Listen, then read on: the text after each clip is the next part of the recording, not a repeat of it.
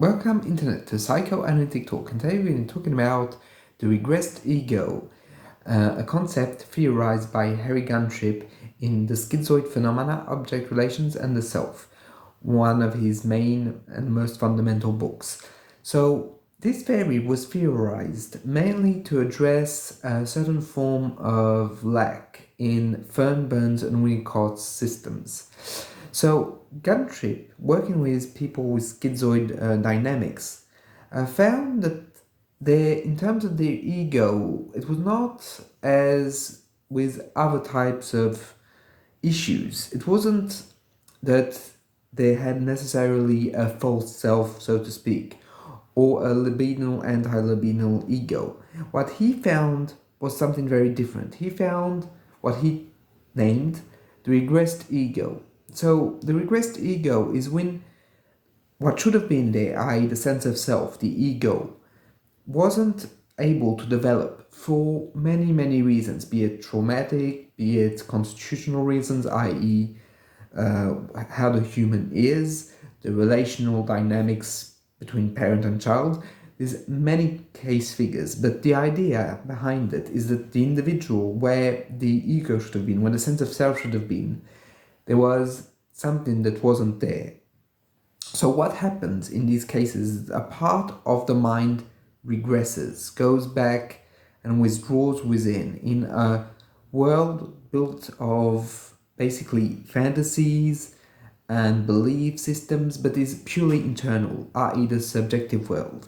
If you've read Binswanger, it would be the Eigenwelt. So basically that inner world, that Eigenwelt, becomes all important for the schizoid person, in which he can adjust and make just the right tweakings to it. That is something that he could not, or they could not be able to do in real life. Therefore, it's a very sheltered world in which they find comfort and solace, but is very limited because they can't grow emotionally through that world. What they can do is protect themselves and have a sense of status quo, i.e. mentally there's a form of stability in it, but it's still not going to grow and develop the ego. So what Guntrip explains is that the regressed ego is there because there's a fundamental and very deep fear of the relationship. So that fear comes from two factors. The first factor is the fact that once there's a relationship, the schizoid individual might feel that his identity, because it's very fragile, very vulnerable, might be under threat.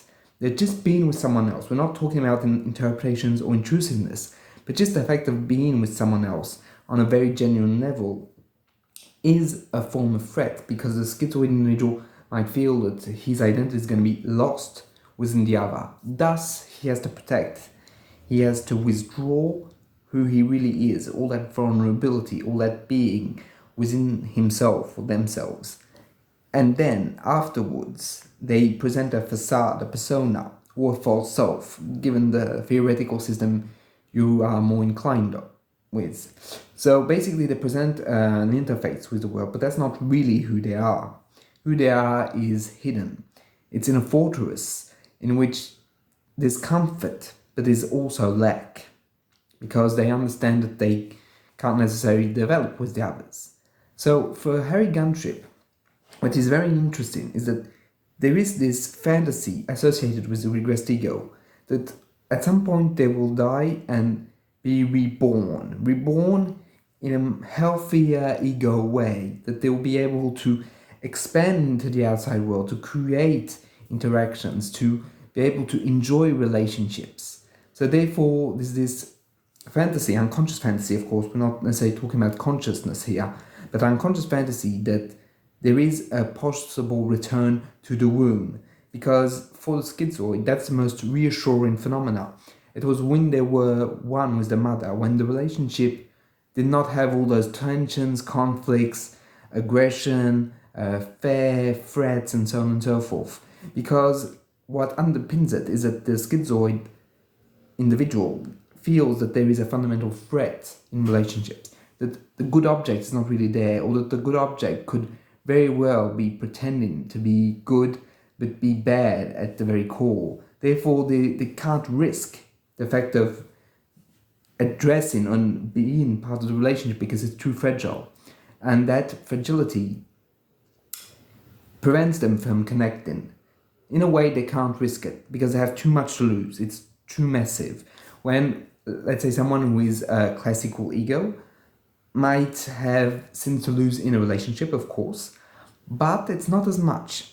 I also think that the regressed ego allows us as clinicians to understand why schizoids are often reluctant to come to psychotherapy, because when we are in psychotherapy, it's a moment of full vulnerability, because we're talking about our mental lives, our psychic realities, often something that the schizoid cherishes a lot, that they love it a lot, but they're also very reluctant to share it because this is very frightening. What would the therapist think? What the therapist would say? What analysis could trigger within me? Therefore, there's a real defense mechanism against that, in which, how can I say, the more you dig, the more the ego is going to withdraw. Therefore, what is very important is to respect that withdrawal, and once they are in a better place mentally, they can come back with it. It's also to connect it with the in and out relationships, or in and out programs, in which the schizoid is going to share something and then leave. That withdrawal, that physical withdrawal, is a way of basically not being impacted by the relationship, by still remaining in control of the relationship, because that regressed ego is still very much present. Because what you have to understand is that at the very core of the regressed ego, there is a part of the true self of the individual, of who they really are and who they really were. But it's a potential that never was able to be expressed, to be fulfilled, because of traumatic events, because of basically relationships that went terribly badly. Therefore, the schizoid individual lost hope in the relationship. That loss of hope pushed them to go further and further. But, and this is very, very important for Guntrip, most schizoid people still unconsciously carry the hope that they will find a good enough relationship that will help them grow their ego, that will fundamentally help them develop and be able to expand in the outside world, to be able to get out of their Eigenwelt and be more into their Midwelt, if we were to use Bing Langer's words. So Midwelt being a relational world, a world of exchange, a world of interaction, to put it mildly. So basically that is the aim of the schizoid, the final hope. But it's very difficult because it comes at a real true risk. The relationship itself is a risk, and schizoid is very reluctant to take that risk. And that's something that can be very, very difficult, because a regressed ego is not something you intrude and then you excavate. It's something that comes out slowly but surely. A bit like a spiral, right? Every turn you get a little closer. And that's basically how I think psychotherapy with schizoid people should work. It's every time we get a little closer to that regressed ego, to that fundamental ego that was split off, that was hidden in order to survive. Because that's what it's about. The schizoid survived in their internal world, in their mental constructs and fantasies and daydreams. They survived, and a part of them, a genuine part, is still there, waiting, hoping for the therapist to be able to come and deliver them of all of this. Deliver in the French sense, délivrer, meaning to save, to be able to help them.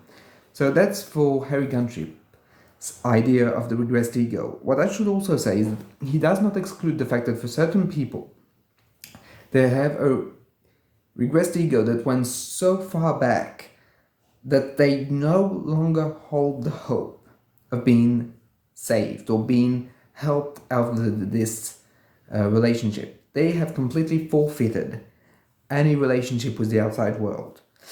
So these cases do exist, and I think it was very important for him to be able to talk about these, because these are very fundamental cases in which basically the individuals, because it's so complicated, no longer interact. They no longer go, they no longer work, they don't necessarily interact with their families, they no longer do activities, they might not even do activities for themselves, they might be so into their inner life that there might be no way of reaching them.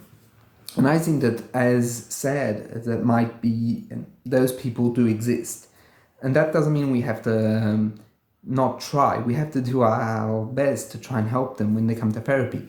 But it's also important to acknowledge that not everyone is at the same level of regressed ego, nor is it the same work with every schizoid individual or person with schizoid dynamics. And I think that Harry Guntrip, by talking about that, shows us the variety, the scope of the regressed ego and its functions.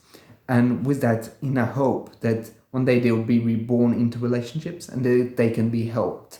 And I think that that is so very fundamental. Because often when people are completely withdrawn in the inner world, you might think as a clinician that it's too late or that you can't help them. It's not necessarily true. But you can't know in advance if it's going to work or not.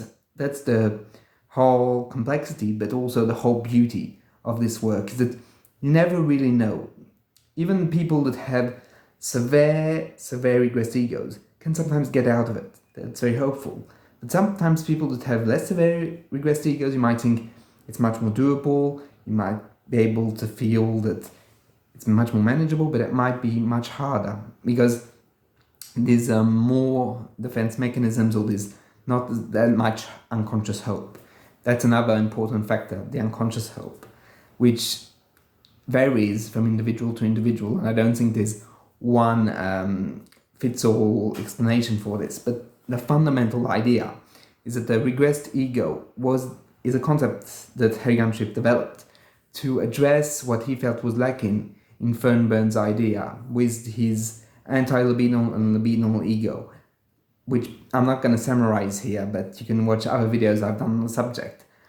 What I found very interesting is also very, very importantly, that Fairbairn read that concept of the regressed ego. He was still alive when Guntrip theorized it. And he basically gave recognition of the regressed ego in his system. So basically, if we were to do this, the regressed ego is part of the endopsychic structure, but Harry Guntrip add on to it, which is very interesting also. And as far as concepts go, it's also in psychoanalysis I find a beautiful gesture, because it's relatively rare for authors to acknowledge people that went beyond their own theorization. Often they kind of push back upon that or say that it's not necessary or it's a useless extension, but Fairbairn welcomed it. So it shows some form of intellectual integrity. And I think personally that the regressed ego is a very interesting concept, because it allows us to think of these cases in which the relationship seems virtually non-existent, not because it isn't there, because the person is defending so much that we can't classify it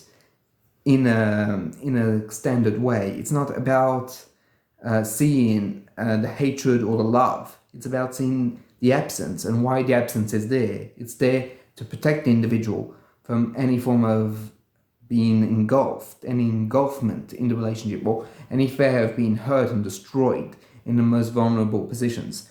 So a very fundamental and very important concept, which I hope with this video I've made justice to.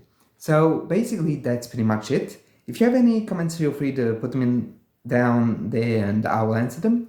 And I'll see you in the next one.